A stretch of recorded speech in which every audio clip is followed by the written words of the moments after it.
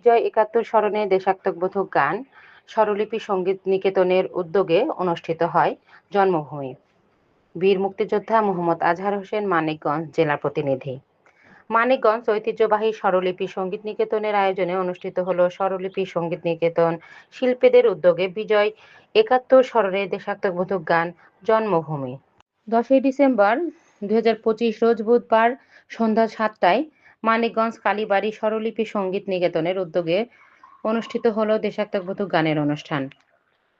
জন্মভূমি দেশাত্মবোধক গানের অনুষ্ঠানে গান পরিবেশন করেন স্বরলিপি সঙ্গীত নিকেতনের বেতার ও টিভি বিশিষ্ট কণ্ঠশিল্পী নাসরিন আহমেদ, বেলা আক্তার, নন্দন ঘোষ, কাকুলি আক্তার, নিকুঞ্জ মিত্র, শাহেদা রহমান, আবু হাসান, বশির মাস্টার, শফিকুল ইসলাম এবং ইতি রাজবংশী। তবলায় ছিলেন প্রতুল কুমার রায়, মৃদুল সরকার, শ্যামল সরকার, সুজন আহমেদ, নিরঞ্জন মিত্র। দোতারায় ছিলেন লিটন, সার্বিক পরিচালনায় ছিলেন কামাল আহমেদ কমল।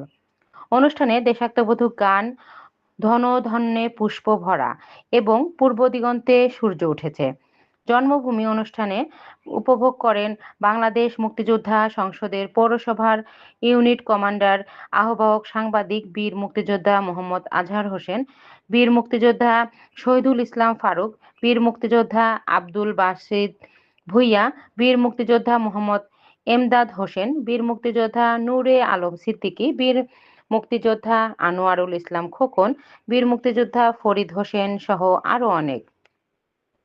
অনুষ্ঠান শেষে মহান বিজয়ের মাসে স্বরলিপি সঙ্গীত নিকেতনের পক্ষ থেকে শহীদদের প্রতি বিনম্র শ্রদ্ধা জ্ঞাপন করে উপস্থিত বীর মুক্তিযোদ্ধাদেরকে স্বাগত ও শুভেচ্ছা জানিয়ে ঐতিহ্যবাহী স্বরলিপি সঙ্গীত নিকেতনের পক্ষ থেকে সম্মাননা প্রদান করা হয়। পরে সঙ্গীত শিল্পীদের অসাধারণ দেশাত্মবোধক গান এবং মুক্তিযোদ্ধাদেরকে সম্মানিত করার জন্য সংক্ষিপ্ত বক্তব্য রাখেন বীর মুক্তিযোদ্ধা advocate Abdul Basid Bhuiyan, supreme court, Dhaka. অনুষ্ঠান শেষে সবাইকে শুভরাত্রি বলে অনুষ্ঠান সমাপ্তি ঘোষণা করা হয়।